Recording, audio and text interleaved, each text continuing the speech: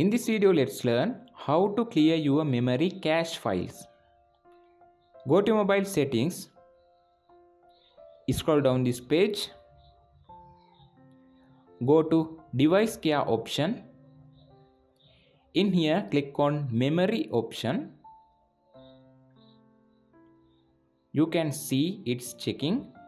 Now I can clean 432 megabytes on my memory. Click on clean now button. You can see the files are cleaning. In this method, you can clear your memory cache files. This is very important feature to you.